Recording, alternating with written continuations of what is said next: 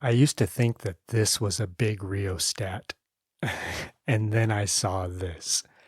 Look at the size of this thing. It is massive.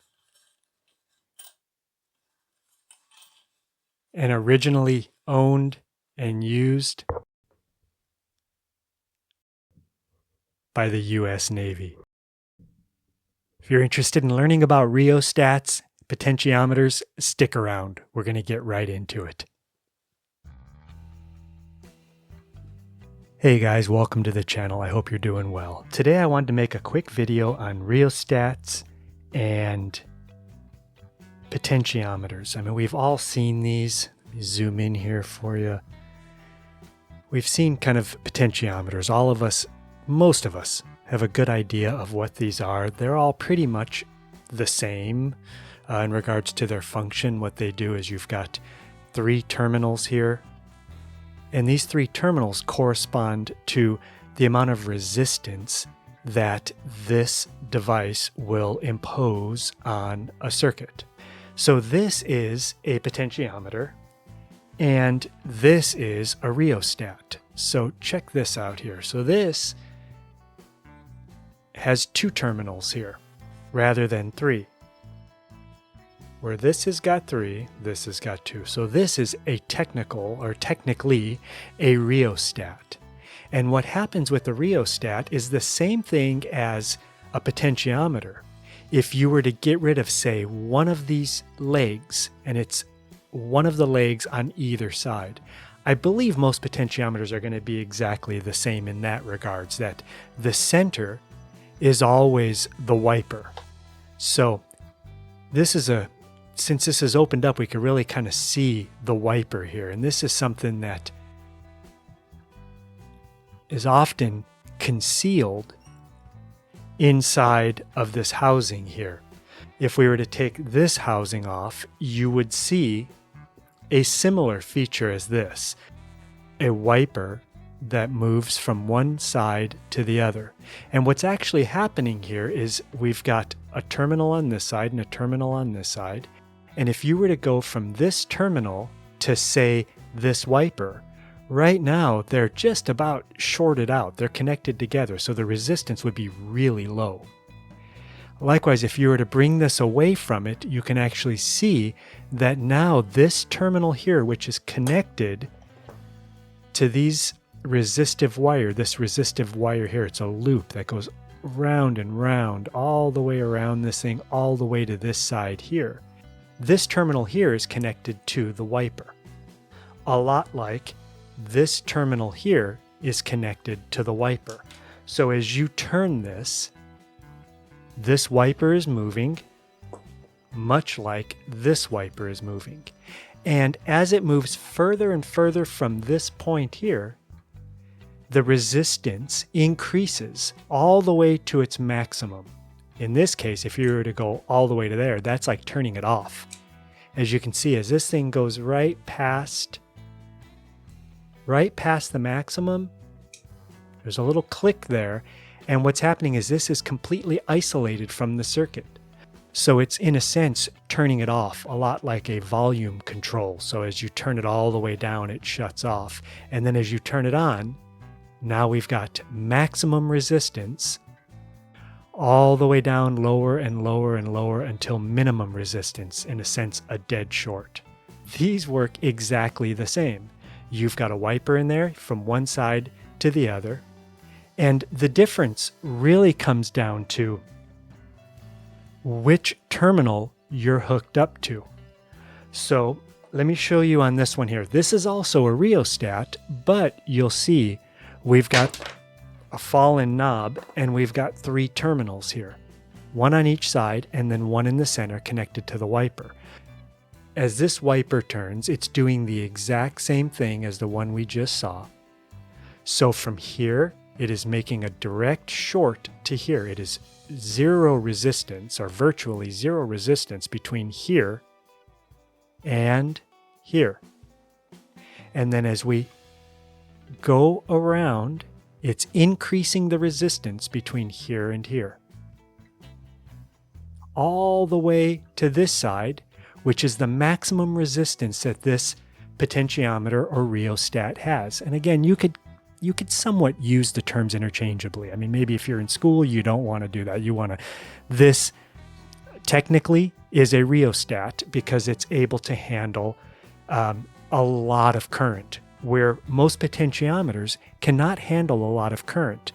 The power rating of a potentiometer is usually it's quite low, especially when you compare it to something like this. For example, this here, 2.5 amps is what this can handle.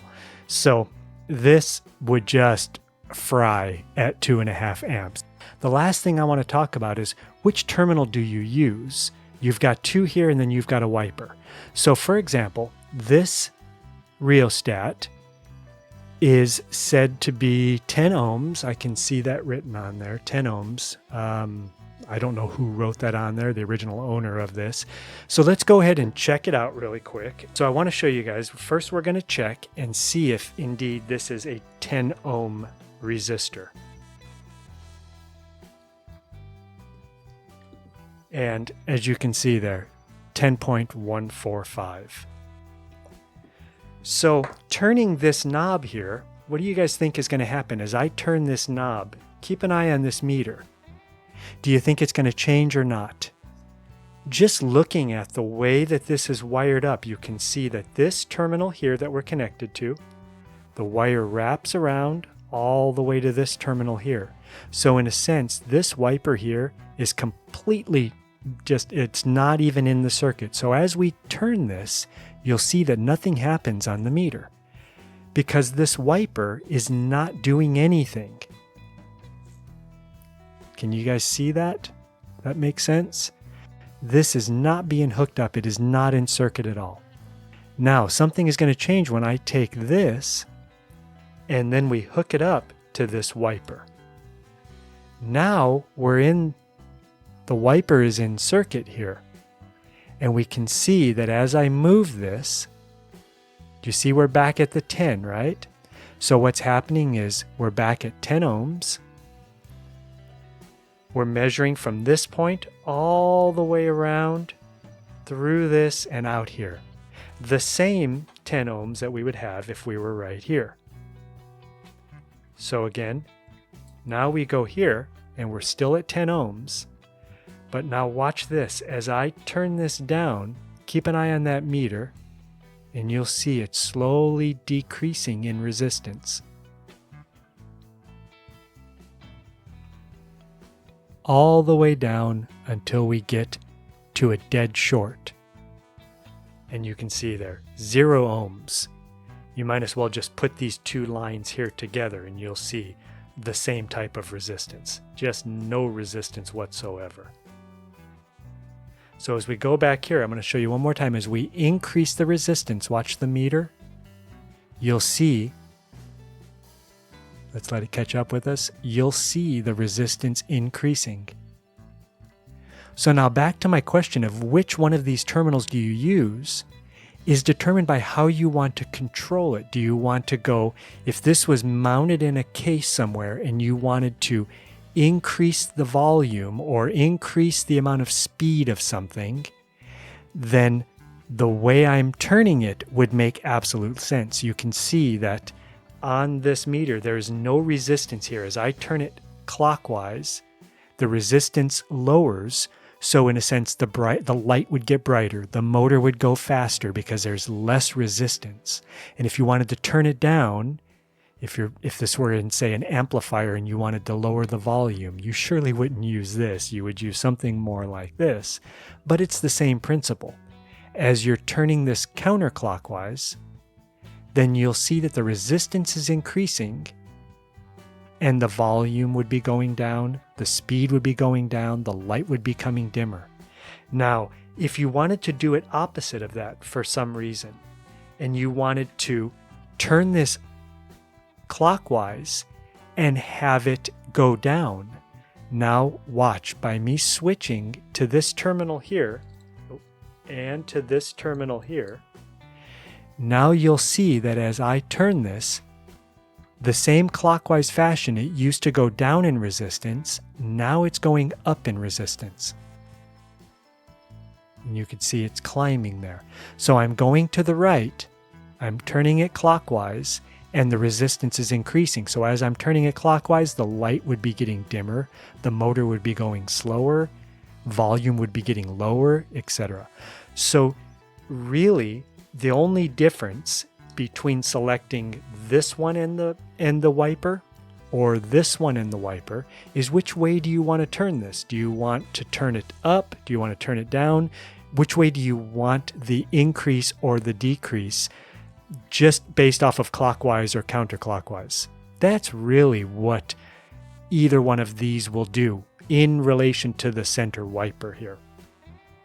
Again, if you wanted to just remove the center wiper or not put it in circuit, then you'll just have the maximum value that your rheostat or potentiometer is rated for.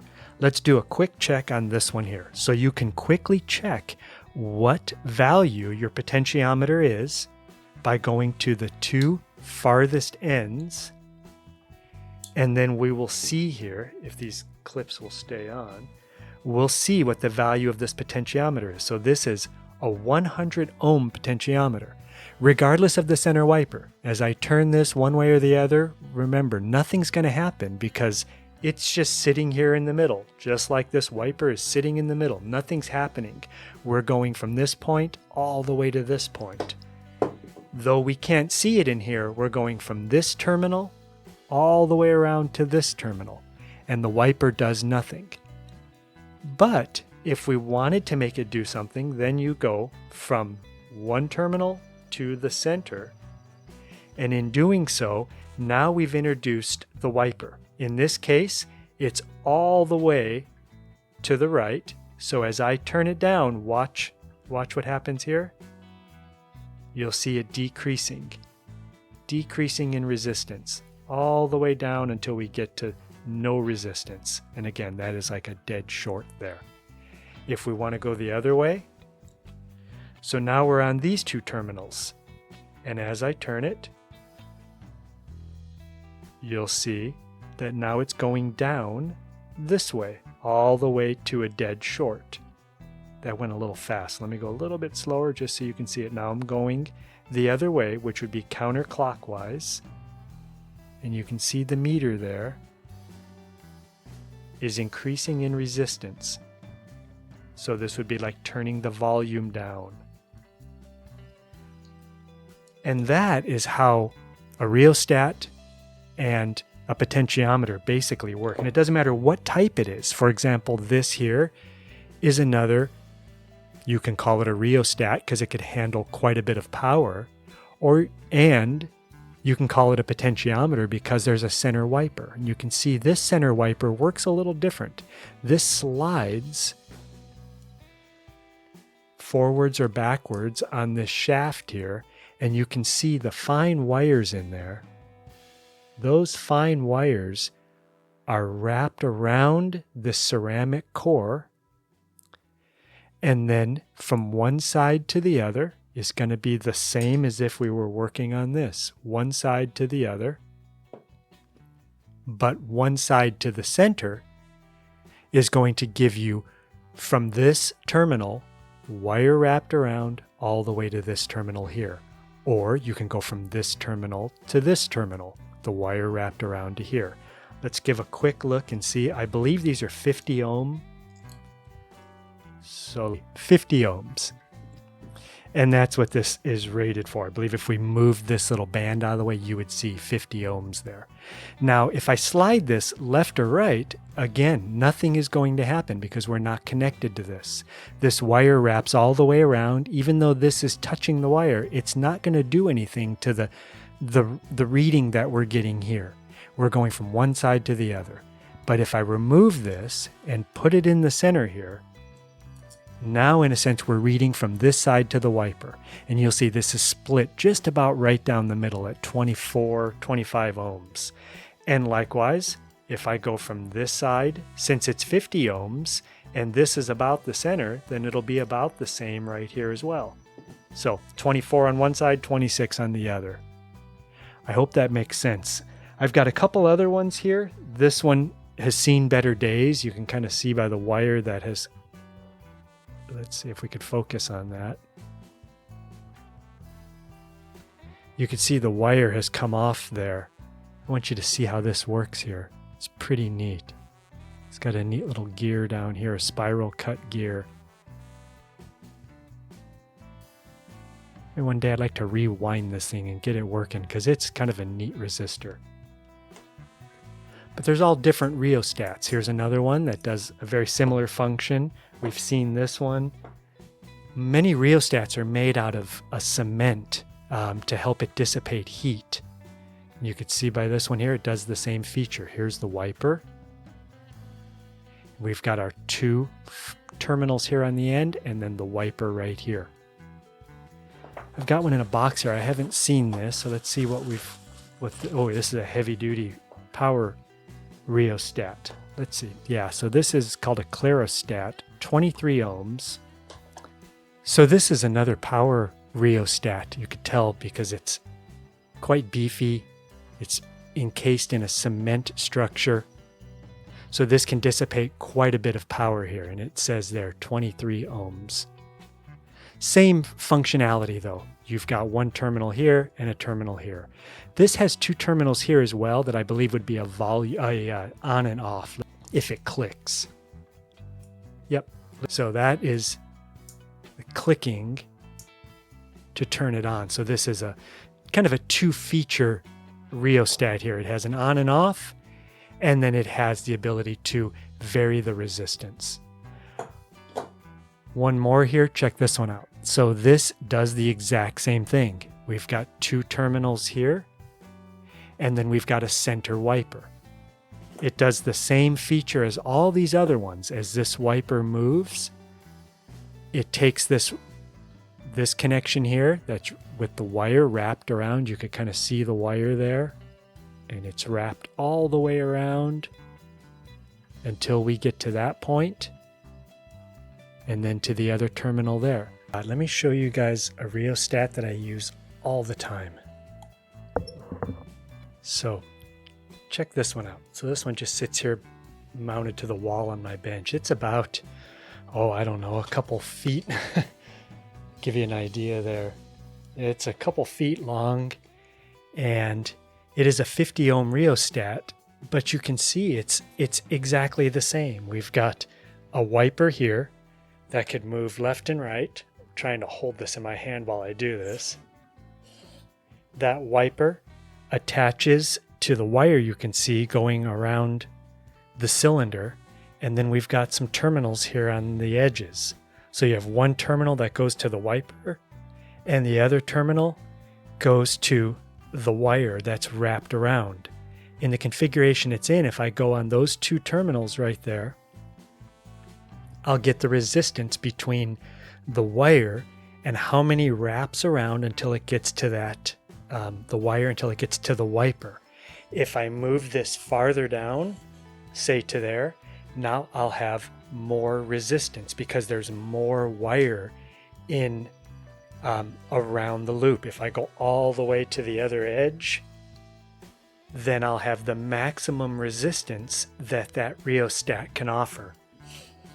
I usually keep it right around there. I'll check it again, but I usually set it at like 8 ohms, 4 ohms, or 12 ohms, and that's what I use to put a load onto speakers, so I don't have to, when I'm testing something, I don't have to listen to a speaker blaring. I can put it right through that.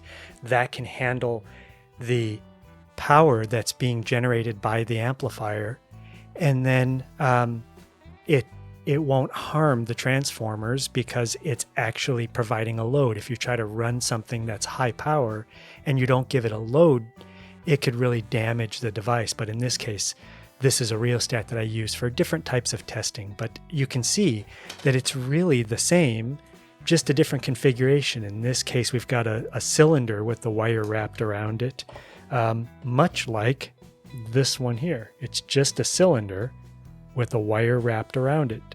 Last thing I want to show you guys. So we've seen quite a few, I'm going to turn this off. We've seen quite a few rheostats and potentiometers, but they all pale in comparison to this one. Check this thing out. So this is the biggest rheostat I think I've ever seen. I mean, when you compare it to something that's quite beefy, I mean, this is kind of a big rheostat. It's not even the size of the knob of this thing, just to give you an idea. And let's check out, I mean, here, this'll show you here. So about 10, 11 inches, what is that, about 25 centimeters? Yeah, 23, 24 centimeters tall, 9 inches tall. So this thing is just a beast. It's a Cutler hammer motor controller.